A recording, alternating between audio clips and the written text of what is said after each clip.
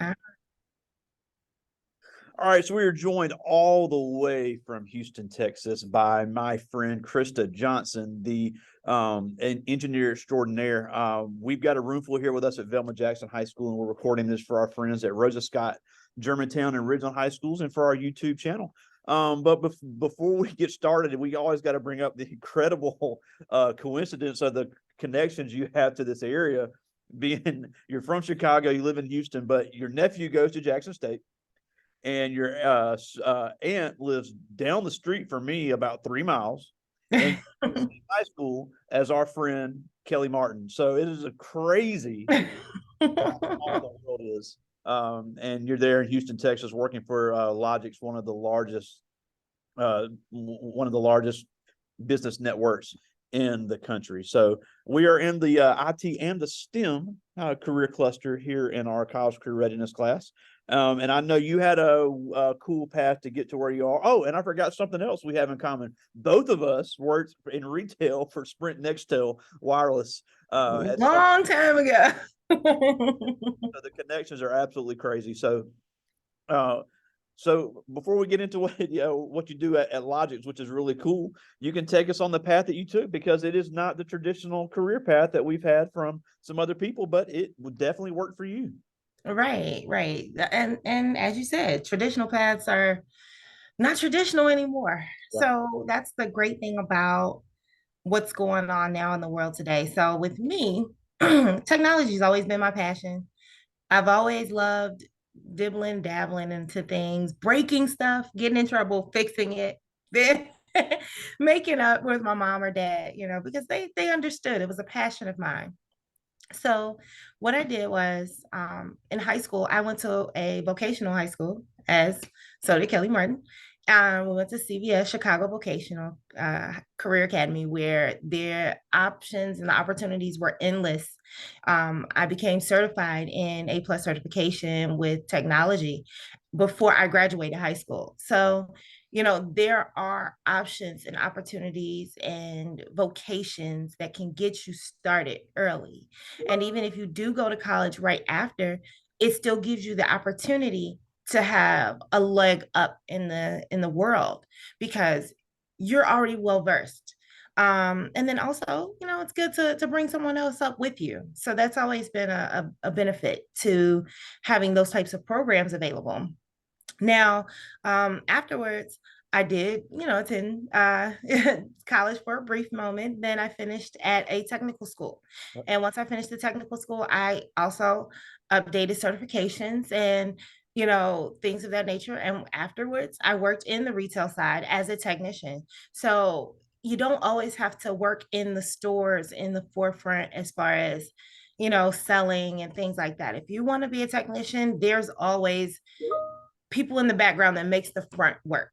Yep. So, I ran Geek Squad when I first, when Geek Squad first rolled out almost 20 years ago. Wow. When Geek Squad first rolled out in Best Buys, I actually was one of the original geeks in the Beatles, riding around, suit and tie like a man in black. So it was pretty awesome to be one of the inaugural members of that group. Afterwards, I did go to Sprint. As my beloved friend here stated, we both worked in Sprint. I was a technician. So instead of selling cell phones or tablets or products, I actually was repairing them. So when the phone broke, who did you come see? You had to come see me. I was the one pulling it apart, putting it back together, repairing screens, everything. And I know how many of you have broken screens right about now on those iPhones and tablets and things like that. I was the person. So after I left there, I began to work for Walgreens. And just remember, Walgreens is not just a storefront. So I thought about it. There's headquarters, there's offices that runs those stores.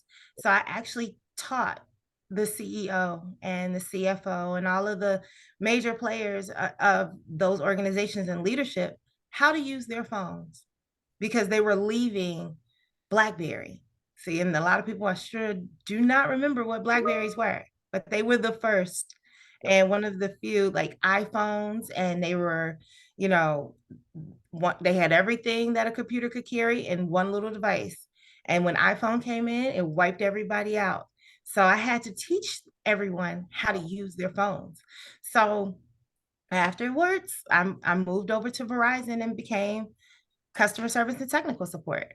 And that led me into one of my dream positions in being a network engineer, where I actually worked inside the cell towers. I worked inside the networks, and I learned what it takes to build this network and to make our cellular technology work. I was one of the first to start rolling out Houston's 5G network. I was in projects to start networks for certain areas and enhance LTE in Mississippi and in the Gulf Coast.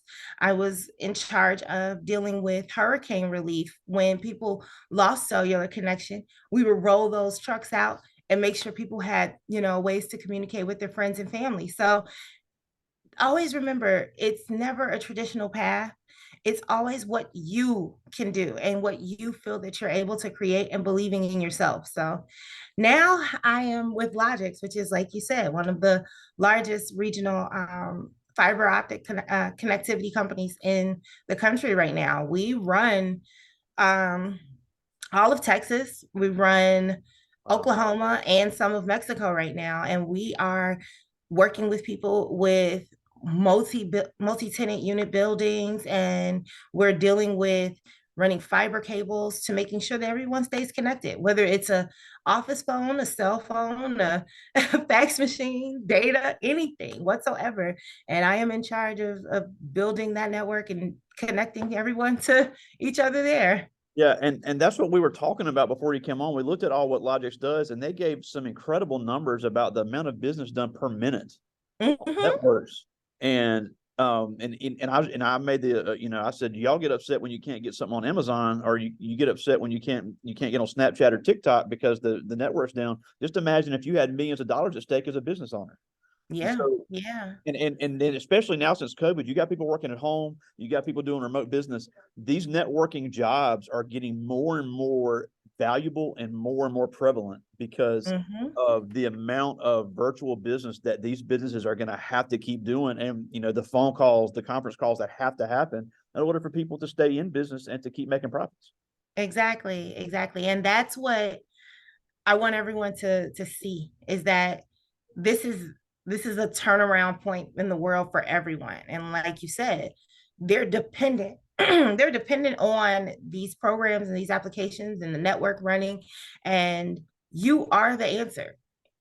And it's no straight line for the answer. Sometimes you have to dig a little deeper. You have to be a little more detailed than normal and things of that nature. So it definitely makes a difference in what you do. And it's going to always be deductive reasoning. There's always going to be open-ended questions, because it could be something as simple as someone having their network is down and it's a doctor's office. So that's a priority one automatically, because people are sick, people are coming in for appointments, people need information, people need their prescriptions done, everything. So your health is important automatically. And so that's a priority situation. Well, if you don't ask the questions, you can't resolve the issue. So when you ask the right questions, or if you start to just ask open-ended questions, nothing that just says yes and no. So when you start asking questions that give people opportunities to elaborate on what's happening, it gives you the opportunity to deduct your reasoning and break down what you actually want to know. And sometimes it could be something as simple as someone accidentally unplugging something, or or it could be as major as a major outage or a cut.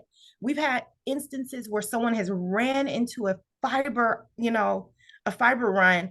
I've had situations where AT&T had mud covering an entire area and it damaged the cables. So it's a lot of things you have to learn and know, but you're going to learn because you're asking the right questions. Don't ever be afraid to ask those questions, because it doesn't make you feel inadequate. It doesn't make you feel dumb or stupid. It actually gets you to where you need to be.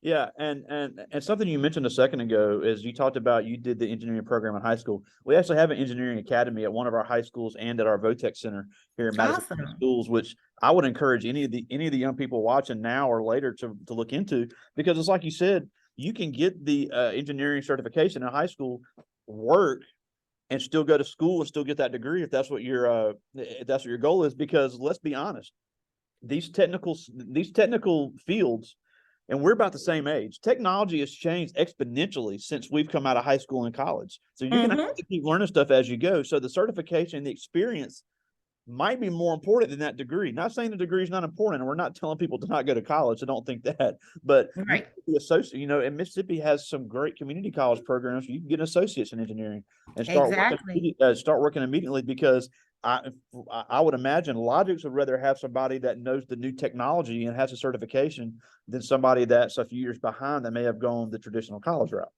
Yeah. And that's the one thing that people don't see and they don't understand. And it's not all about going to a 4-year university.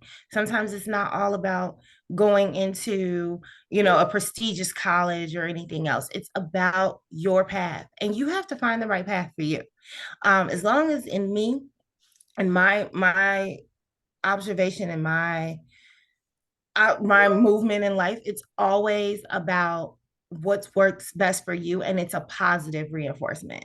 So as long as you know you are doing something for the greater good, not only of yourself but for others, it's a great opportunity. And Hines Community College, I mean, I've had cousins that went there. Once again, I'm a even though I was born and raised in Chicago, I am a Jackson State kid. My aunt went to Jackson State, so that means I was there springs, summers, camps, everything. So I've lived there Yeah. for a long time, and I've seen the greatness that Jackson carries, and I've seen the unfortunate situations as well. Yeah, And so and Jackson State, now has the electrical engineering, and they've really built up their mhm, engineering program. And Ole Miss has also started their engineering program in the last few years. So the universities see the need for these careers, and they're really doing a good job of trying to put people in them. right, right. And that's the thing. And a lot of people don't see that. Even here in Houston, like we have our community colleges here that do the same thing. And so it's actually a great opportunity because, like you said, it's a demand now. And it was a demand before, but it's heavier now, like with COVID, with, the world still kind of in a bubble and shutdown phase. And I want you all to understand, find the right way for you, Yeah. you know, and I know our parents and our grandparents and our support systems always see a certain way. And that's the thing I had to have a conversation with my parents. They wanted me to go directly to a 4-year university. I got accepted. I was accepted into Jackson State. I was accepted into Howard, the University of Illinois. But at the same time, I don't think I was 100% prepared. And because I had my certifications, I even went and did AmeriCorps for 2 years. I did City Year. So that was a part of my path. I did service work. And also during that service work, they gave me a stipend to go back to school. Yeah. And So, that's the thing. A lot of these big companies will pay for you to go to school if mhm, that's your ultimate goal. And I'm sure a big company like Logix, I know Verizon has a tuition assistance program. So if you wanted to get that degree, it doesn't mean you can't get it if you don't go straight. So uh, exactly. that can still be an end goal for you. Um, Hmm. Now, and another thing and we looked at the videos on this. This isn't just a sit behind the desk type of job.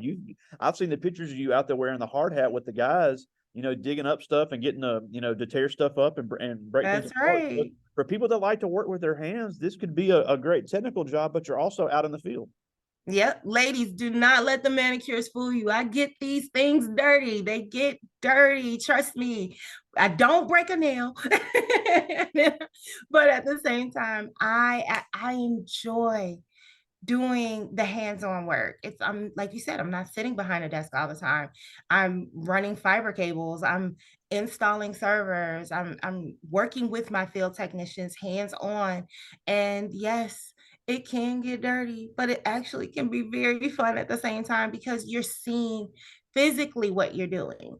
It's one thing with the programming and things of that nature. And if you're like me, I can't sit in front of a desk all day anymore. It's just I get bored. So for me to be able to get up, move around, work with other people, and teach, show what I'm doing, it makes a world of difference. It really does.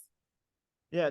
Now, what is some of the new technological advances that you've seen just in the last few months? Because I'm sure it's been crazy with all the stuff that's in demand, especially in Texas. Well, in Texas, a lot of us are seeing now is the fiber conversion. So we're transitioning. Hmm? No, no, I was talking to the students. It's okay. We're converting a lot of our networks over into fiber, which is going to be a faster, more secure, and a more dedicated, type of technology for our customers. So it's definitely in high demand now. We were ready, luckily, for this boom when it happened. And so we are continuing to keep going, with the fiber optic networking. And also it's more safe as far as internet security, as far as weathering storms. If something goes Yeah, down, it's a that was lot yeah, that was in easier. the video they talked about how it's more reliable in any type of power outage. You're not going to lose business. That's right. That's right. And closed businesses don't make money. So Yeah, and I was just telling, because I worked at the Sprint store. I remember one time our server was down for 3 days and we couldn't do anything. yeah, I've never been so frustrated in my life. So I can only yeah, imagine if it had been my money at stake. On that, but exactly. that's another area of this. If you want to focus on the manufacturing side, these companies need people to make these cables. So if you don't want to get Hmm. dirty all the time, there's engineers needed for efficient ways to produce cable. Because what is it, 280,000 miles of cable just in the state of Texas? 280,000 just in That's Texas. incredible. Just in Texas. Just think. I That's mean, a come lot on of now. fiber being produced. And we haven't even finished. Let's just say we haven't even really started on how long we've gotten. So, we've got way, way, way more ways to go. So that's the one thing that, you have to understand. There's so many different routes. There's so many different, opportunities in this field. And you don't have to sit behind a computer. You don't have to, learn just one aspect. You can learn so many different things and take the time and opportunity to do so, because what's going to get you further is your certifications. And you can actually do certifications through your local community college. You can do them through the jobs that you take. Yeah, You and then can our programs they can start in 10th grade. Yeah, and that's even better because that shows that the schools are investing in you. So if the school is investing in you, invest in yourself. Yeah. Because at the end of the day, when you start showing your resume and you start having these conversations with people and they want to know what you know, and you start just going, going, and going, you're going to create a positive outlook to people. You're also going to create an just a amazing background. You're going to be remembered for what you have taken the initiative to do yourself. Yeah, and at one of our other high schools, they won world championships in robotics. So those Mm-hmm. robotic skills are also very needed in this area. So all of our friends over at Ridgeland High and that engineering academy really should look into getting into this type field because there's a huge need for it. Now, before I get to the students' questions, one thing I always have to ask every engineer is that a lot of these kids, the first time they don't get it, oh, I quit. This is too hard. How Mm-hmm. often do engineers of any sort actually get it right the first time? Not often. So I don't want you to ever think that you have to feel like it's going to be a one-time resolution. In technology, it's not ever a one-time resolution. So what happens is this is where deductive reasoning comes in. This is where open-ended questions. This is where you go into full detail on what you can do, what you can't do, and then also you bring others in if you don't know it. It's always going to be the best part to have a team behind you, or even if you can't do it, don't feel ashamed. Don't feel bad about it. Bring someone else in, get a second set of eyes, have another ear around to make sure, hey, just let me know if I get this right. And that was always my biggest fear and my biggest concern as well, is that Oh my gosh, I'm going to shut Houston down. When I first moved here, You I got to was put your accent on. terrified. I was terrified when I first got here as an engineer. I was like, oh my gosh, I'm going to press a button and there's going to be no cellular service ever. So it was 12 million people terrifying. in a 12 million people in a metro area gone. Exactly. And that's just the metro area. So just think, I was covering the Gulf Coast. So it was Wow. from Houston all the way to Pensacola, Florida. So if I shut down that, we were having a problem. Yeah. But at the same time, I had the confidence enough to ask questions. And if you don't get it right the first time, it doesn't mean that it can't be reversed. Yeah. It can always be reversed as long as you retrace your steps and you go back to where you were. If you retrace your steps, take notes for yourself. You don't have to take them for anyone else. Take them for yourself because then at least when you know it went well, you have the notes of what you've done that went well All and part you of the can engineering celebrate design that. process. They all think it's so dumb, but that engineering design process is used every day by engineers across the world. Yes. Yes. Oh my gosh. So you have to understand and you have to realize that everything is not going to be a one button resolution. Yeah. And so you have to have the patience, not only for the technology, but for yourself. Yeah. Because if not, you're going to go crazy, not thinking that you're supposed to know everything when you're not. Given you are an expert, but you're an expert within your own right. And what creates an expert is the fact that you are willing to keep going and you're willing to keep learning and you're willing to ask questions and you're realizing that sometimes you got to keep trying to get to the right place. I couldn't have said it better myself, but I do got some questions from the students, and most of these are ninth graders. This Yes. person is Quinija Walker. She's one of our cheerleaders here. And she asked, what's the biggest project you've ever worked on? Oh, Kanija, thank you. I actually worked on the hurricanes here in Houston and in Louisiana. So about a year and a half, 2 years ago almost, when the hurricanes hit near Baton Rouge and things of that nature, I actually had to deploy my trucks for Verizon. So they're called cows and colts. So they're cell on wheels and things like that. So they actually have cellular towers on the vehicles. So when power goes out, cellular service goes out most of the time as well in those areas because there hasn't been enough funding to rebuild or to update and things of that nature. So I actually had to work on those trucks hands on and make sure that the network was, correct. I also had to make sure that on the system side, everything was updated. But I even, was deployed out there with my field technicians to make sure that, everything was running smoothly. So if there was a problem, there was an engineer on hand.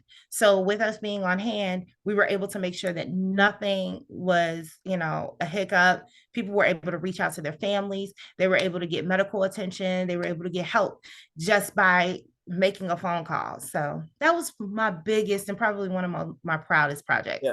and as somebody that lived through Hurricane Katrina, I mean, that is one of the most things you take for granted, and it has, Mhm. that really is incredible. This is Yeah. London Lot, and she asked, what was the first thing that got you into this career? My dad. My dad. London, my dad actually put me in front of a computer at about 2 or 3 years old. And let's just say this, okay, I'm 40, so it's been a long time. But he put me in front of a computer, one of the first Macs, and I never stopped. Awesome. And I used to, as I said before, I used to get in trouble for pulling things apart. TV remotes, lamps, all types of things. And my mother would just look at me and she would get mad at first, but then when she started seeing me do it more frequently and then put it back together and it still worked, she kind of left me alone. So so it was always a passion of mine. It was always intriguing and exciting. And it's definitely difficult being one of the few women, even one of the few girls in class, but also one of the few women in this field.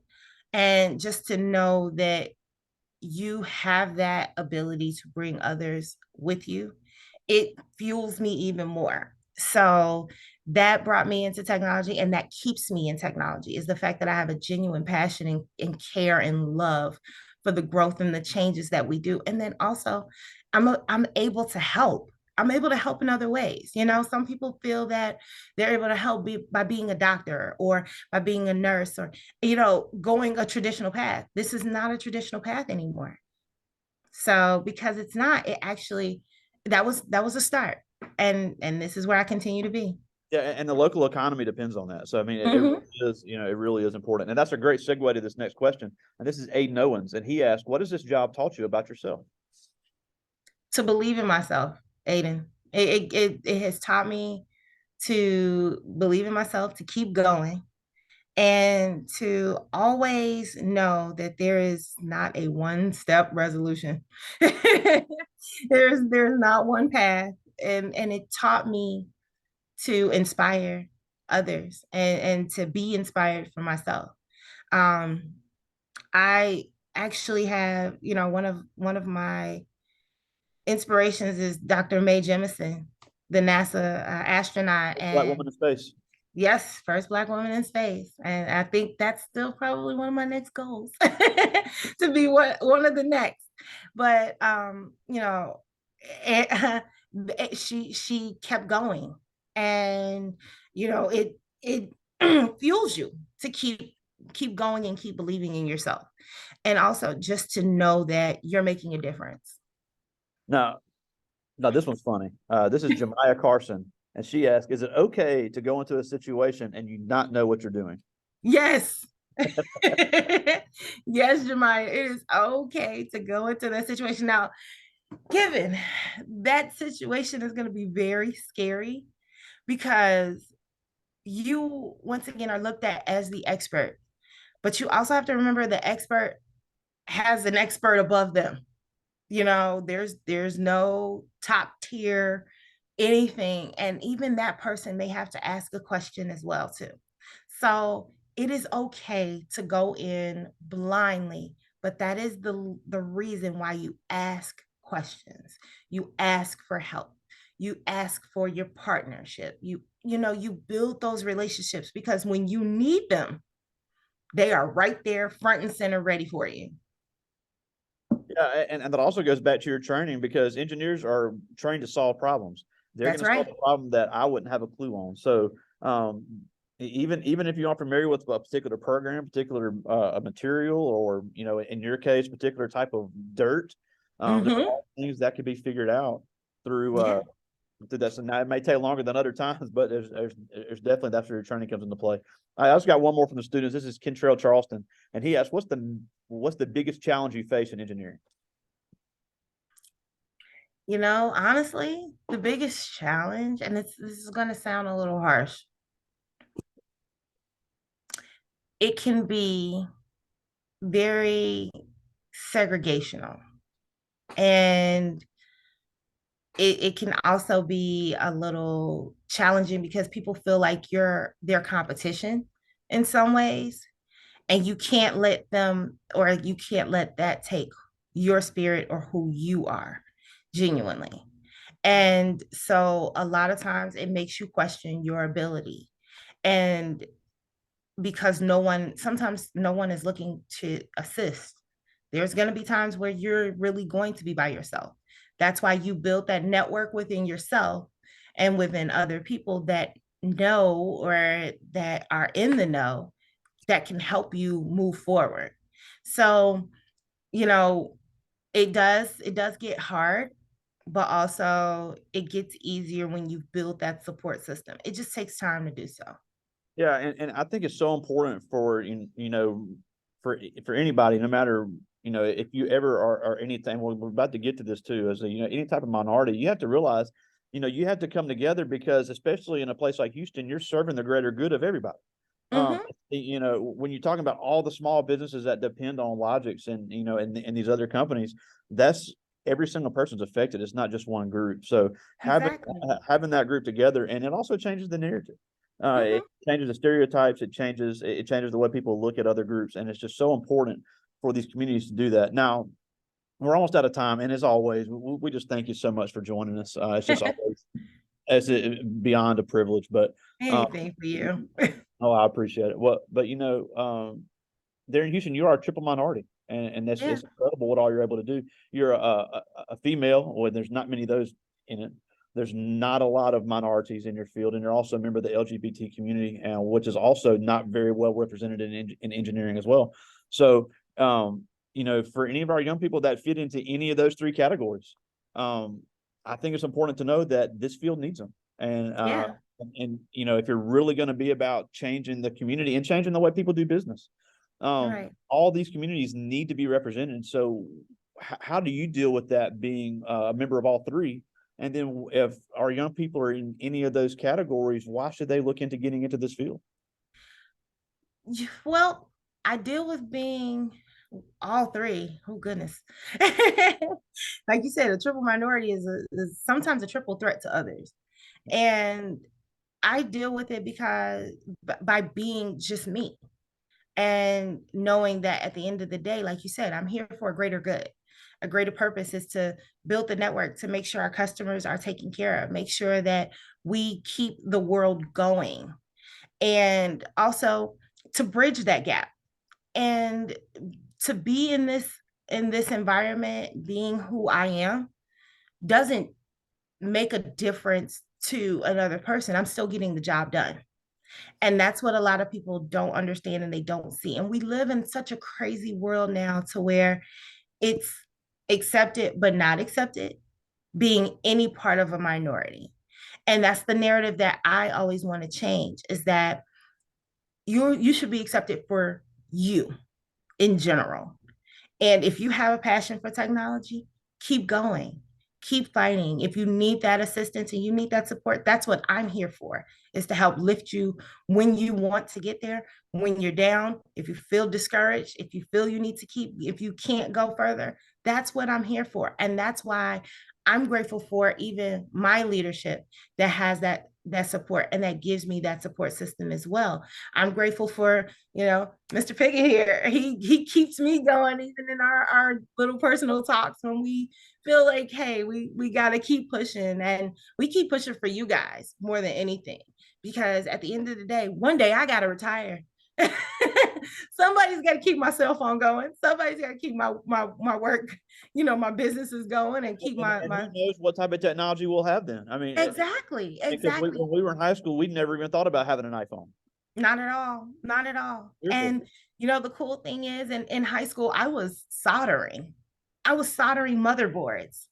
Like, who would have ever thought that I would solder like a major piece of a computer then, but now I'm just putting things together and it's easier. And like you said, no one thought that we'd be sitting here face to face on Zoom having a conversation like this, or anything. And these are necessities in this world now. This is what keeps us going and keeps us moving. So I definitely encourage you all to stay positive and stay on that path, and also look for your support system. And just so you all know, I am one of them. I am one of your support systems, and I'm always going to be there. So everybody knows how to reach me. And again, all these young people say, I want to get out of Mississippi. Texas is where it's at for these jobs right now. It's Yeah. the hottest spots on the country. So if I hear kids say all the time, I want to live in Dallas, I want to live in Houston. Okay, you better find a job. But Come on down. this is a great field to be living in one of those major cities if that's what Mm-hmm. anybody wanted to do. Or you can do it right here as well. But Yeah. there's definitely opportunity there. Yeah. In Well, my Southeast Texas. cousin actually is back in Jackson. He moved to Houston and came back to Jackson, but he also is working for a company and is finishing his master's of engineering at Rice University here in Houston. So he's doing his online classes. So there's opportunities, and he didn't take a traditional path either. So that's another thing. Like, he lives in Jackson. He is a Mississippi born and bred, so he has been there all his life, and he's seen, hey, I do want to get out of Mississippi, I do want to get out of Jackson. And even though he came back home, he still is taking the time to use the tools that is given to him to keep going further. And he stated, hey, if I stay here, I can build this. If I move, I can do, I can do other things. So there's other opportunities and other routes you can take, and there's nothing that's ever going to stop you on that. Absolutely. Love to hear it. Always great stuff. And thank you so much for taking some time for us today. You are very welcome. Well, our final speaker of the semester, all the way from Houston, Texas, my friend and everybody's favorite, Christa Johnson. We thank you so Oh, much. thank you guys so much. Thank you. It was a pleasure. All right, I'll talk to you soon. All right. See ya. See ya.